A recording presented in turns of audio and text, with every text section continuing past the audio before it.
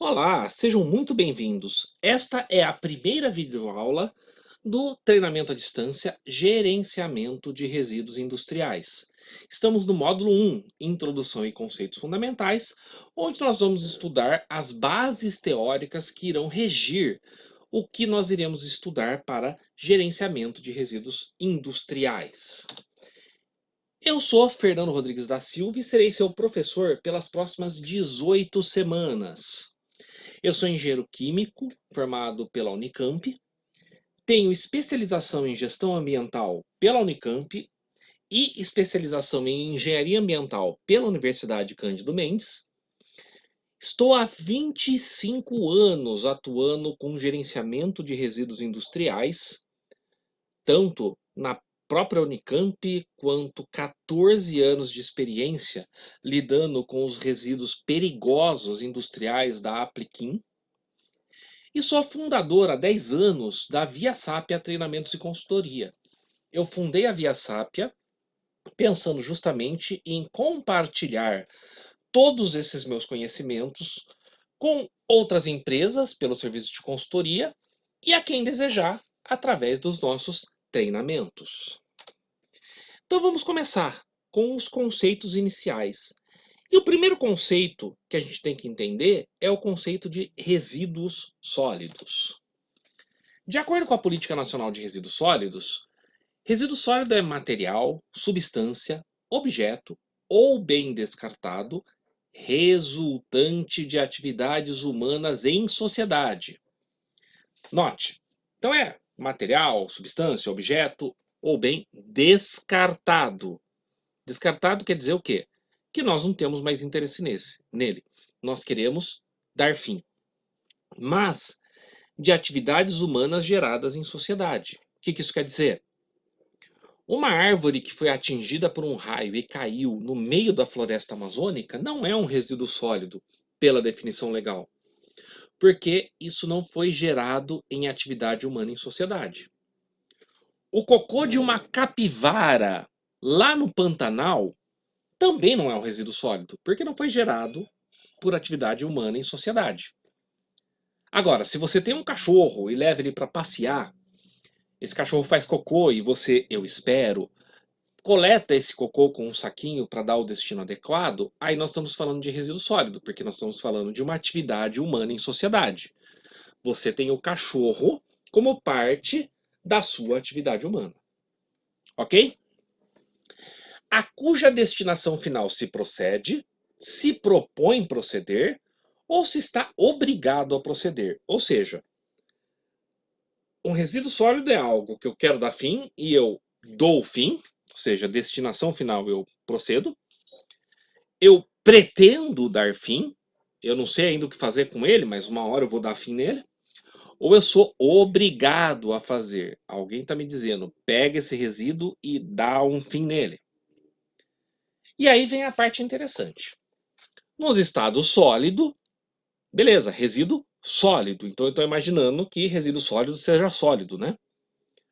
Ou semissólido. O que é algo semissólido? Semissólido seria algo entre o líquido e o sólido. Estamos falando aí de lamas, de lodos, de coisas pastosas. Ok? Então o sólido não precisa ser tão rígido assim. Bem como gases contidos em recipientes. Ou seja, resíduo sólido pode ser um gás, desde que ele esteja preso dentro de um recipiente. O exemplo que eu penso é o botijão de gás. Se você ainda usa botijão de gás na sua casa, sabe quando o gás acaba? Na verdade, aquele botijão não está vazio. Ele ainda tem um pouco de butano ali dentro, do GLP. Então, se esse botijão não puder ser reutilizado, ser recarregado, aquilo se tornou um resíduo sólido.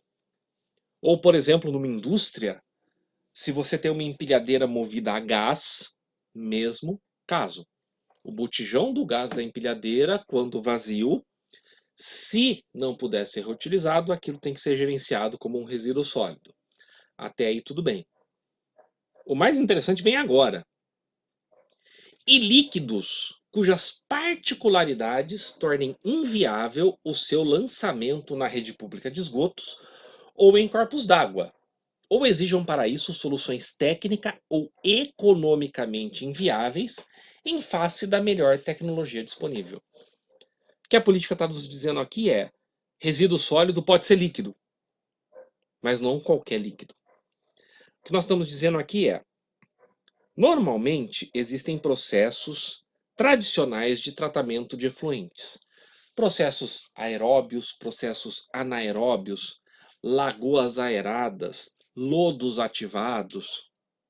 Então, o que a política está dizendo é: se o seu resíduo é líquido e não pode ser tratado por essas tecnologias convencionais, você vai ter que gerenciá-lo como um resíduo sólido.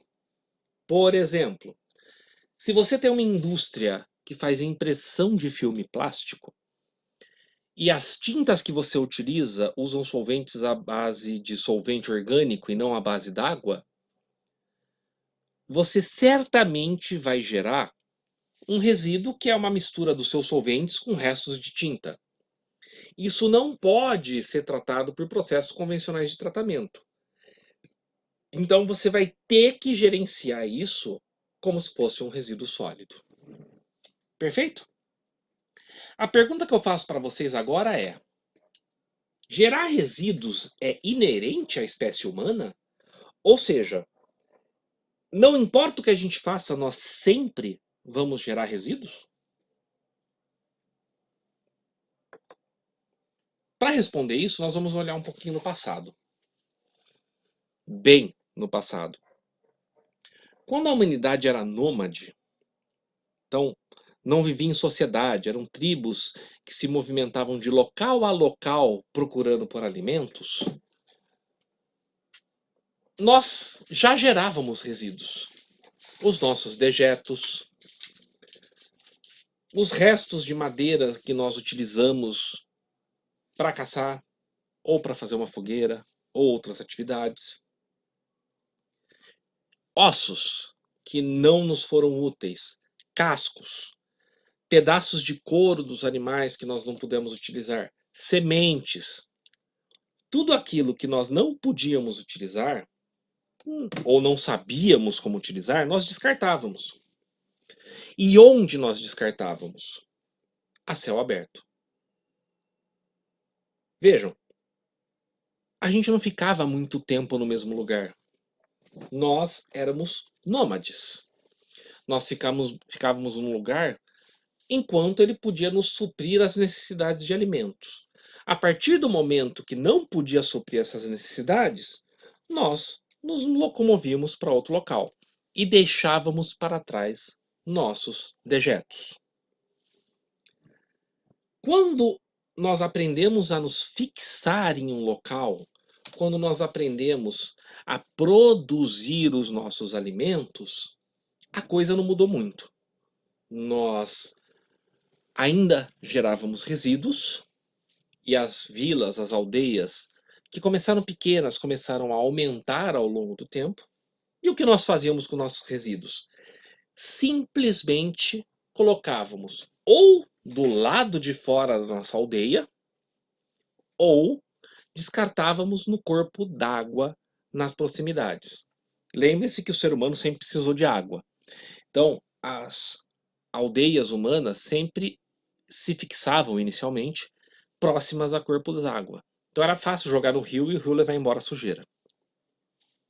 Então, essa história da gente pegar e jogar resíduo a céu aberto é milenar. Faz muito tempo que nós, seres humanos, fazemos isso. O que isso tem a ver com resíduos industriais? Bom, a pergunta que eu faço para vocês é: qual é a diferença entre os resíduos que eram gerados na antiguidade e os resíduos que são gerados atualmente? E a diferença tem a ver com algo que aconteceu no século XVII, uma tal de Revolução Industrial. Até então, tudo o que nós gerávamos de resíduos eram materiais ou biodegradáveis ou materiais que não eram tóxicos. Com o avanço da industrialização, nós nos tornamos capazes de criar substâncias que ou não eram facilmente biodegradáveis ou que eram tóxicas ao meio ambiente. E a partir do momento que nós fizemos isso, nós entramos num círculo vicioso. Queira ou não queira, a Revolução Industrial trouxe uma melhoria nas condições de vida. Antigamente, se você precisava de um armário para sua cozinha, você tinha que contratar um artesão para fazer isso. E esse artesão ia cobrar um valor e levar um bom tempo para montar os seus armários. E enquanto ele estava fazendo os seus armários, ele não podia fazer o armário de mais ninguém.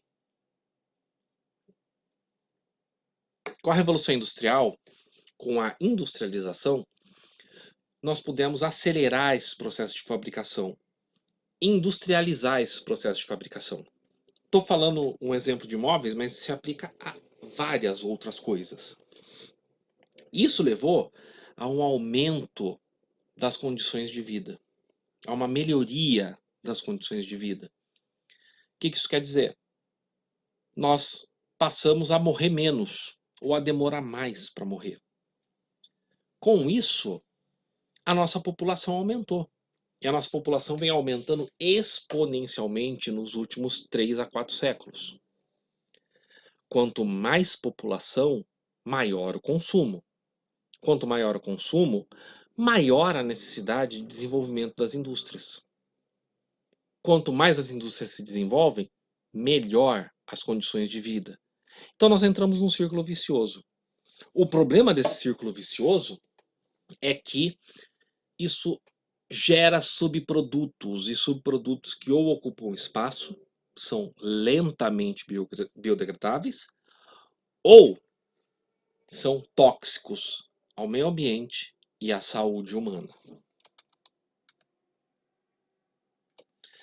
Existem muitos tipos diferentes de resíduos sólidos.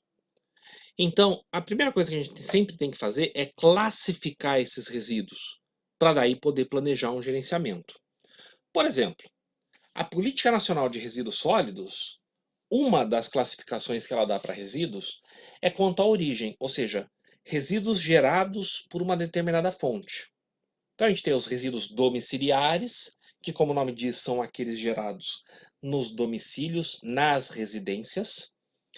Nós temos os resíduos de limpeza urbana, que são os resíduos de varrição de rua. Os resíduos são coletados nas lixeiras das ruas. Os resíduos de limpeza de praças e poda. E a soma desses dois, os domiciliares e os de limpeza urbana, é o que nós chamamos de resíduos sólidos urbanos. Esses são resíduos que têm uma determinada característica. O próximo, por exemplo, resíduos de estabelecimentos comerciais e prestadores de serviços, é um outro tipo de resíduo que tem similaridade com os domiciliares, mas vai ter diferenças, nem que seja simplesmente o volume gerado. O resíduo gerado em um restaurante não é muito diferente do resíduo que você gera na sua casa. Só que um restaurante gera muito mais resíduo num dia do que você gera na sua casa. Isso já é o suficiente para a gente ver que há diferença no resíduo. Resíduos de serviços públicos de saneamento básico, industriais, de serviço de saúde, construção civil. Então, a Política Nacional de Resíduos define vários tipos de resíduos por origem. O que nos interessa são os resíduos industriais. O que são os resíduos industriais? Os gerados nos processos produtivos e instalações industriais. Quando a gente pensa em resíduo industrial, a gente pensa simplesmente que são os resíduos gerados nos processos industriais, ou seja, na planta fabril, aqueles relacionados diretamente ao processo produtivo de uma indústria. Não é isso que a Política Nacional de Resíduos diz. Note, gerados nos processos produtivos e instalações industriais. A sua instalação industrial tem um banheiro? Seus funcionários fazem suas necessidades nesses banheiros? Isso quer dizer que o papel higiênico gerado nesse banheiro é um resíduo industrial. A sua planta industrial tem um escritório que emite nota fiscal, contas a pagar, contas a receber, gera papel, resíduos de cartucho de impressora. Esses são resíduos industriais pela Política Nacional de Resíduos Sólidos.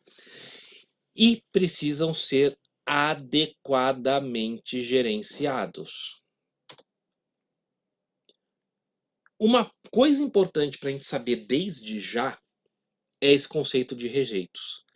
Na Política Nacional de Resíduos Sólidos existem duas definições importantes. Uma é de resíduos, que nós já vimos, e outra é a de rejeitos.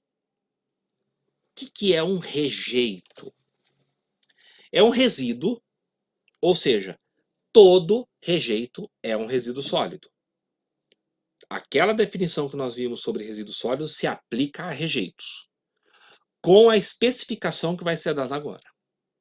Então, rejeito é um resíduo sólido que, depois de esgotadas todas as possibilidades de tratamento e recuperação por processos tecnológicos disponíveis e economicamente viáveis, não apresentem outra possibilidade que não a disposição final ambientalmente adequada. Que diabos isso quer dizer? Vamos lá. Todo resíduo sólido precisa de uma destinação final. A destinação final pode ser várias. Você pode reutilizar o seu resíduo. Você pode reciclar o seu resíduo. Você pode incinerar o seu resíduo, compostar. Agora, suponha que não exista nada que possa ser feito com o seu resíduo. Ele não pode ser reutilizado, ele não pode ser reciclado, ele não pode ser tratado. Não existe outra alternativa que não colocar num aterro sólido, num aterro de resíduos. Quando a Política Nacional de Resíduos Sólidos fala em disposição final ambientalmente adequada, ela está falando de aterros. Disposição sempre é colocar o resíduo no solo. E ambientalmente adequada, aterro. Ok? Beleza. Se você é uma indústria e você gera resíduos e você não tem o que fazer com esse resíduo, não dá para reciclar, não dá para reutilizar, não dá para tratar, não dá para incinerar, não dá para coprocessar, não dá para compostar. O que você pode fazer? Colocar num aterro. Isso quer dizer que esse seu resíduo vai receber um nome específico que é chamado de rejeito. Não tem o que fazer. Tem uma coisa importante a ser destacada aí, que é essa questão do economicamente viáveis. Não basta o seu resíduo, teoricamente, poder ser reciclável. Ah, olhando a composição química e física do meu resíduo, eu consigo reciclar. Existe processo para fazer isso? E se ele existe, é economicamente viável para você? Se não for, você pode considerar esse resíduo um rejeito. Perceberam? Ah, eu tenho um resíduo aqui. O que que é esse resíduo? Um monte de produto inorgânico. Você pode incinerar? Não. Reciclar? Não. Reutilizar? Não. Compostar? Não. Ah, tem um processo aí que poderia ser feito de destilação, só que vai custar 100 mil reais por quilo. Não é economicamente viável. Você vai tratar esse resíduo como rejeito. É importante destacar isso e note, quando a gente está falando de um curso de gerenciamento de resíduos industriais, nós não estamos falando de ambientalismo cego, que nós vamos fazer tudo pelo bem do meio ambiente, não importa o custo. Nós estamos falando de uma indústria que precisa sobreviver financeiramente e que precisa gerenciar adequadamente seus resíduos. Se não é economicamente viável você reciclar o seu resíduo, você pode considerá-lo rejeito. Deixa eu dar um exemplo bem simples aqui. Você tem uma indústria no interior do Pará. Por exemplo, nada contra o Pará, tá? Só estou pegando uma região geograficamente distante dos grandes centros industriais do país. E você gera um monte de resíduo de papel. Papel é reciclável. Vamos encaminhar para a reciclagem. A planta de reciclagem mais próxima está a 1.500 quilômetros de distância. O quanto você vai gastar de frete para reciclar, vamos dizer aí, 1 tonelada de papel, é prejuízo para sua empresa. Então, não, você pode considerar como um rejeito e encaminhar para um aterro sanitário. E o que é esse tal de gerenciamento de resíduos sólidos industriais, que é o foco do nosso curso? Segundo a Política Nacional de Resíduos Sólidos, é o conjunto de ações exercidas direta ou indiretamente nas etapas de coleta, transporte, transbordo, tratamento e destinação final ambientalmente adequada dos resíduos sólidos e disposição final ambientalmente adequada dos rejeitos, de acordo com o Plano Municipal de Gestão de Resíduos Sólidos ou com o Plano de Gerenciamento de Resíduos Sólidos. O que isso tudo quer dizer? Gerenciamento de resíduos é tudo o que a gente vai fazer com um resíduo sólido, do momento em que ele é gerado até o momento em que ele é destinado. Então, esse resíduo é gerado numa indústria.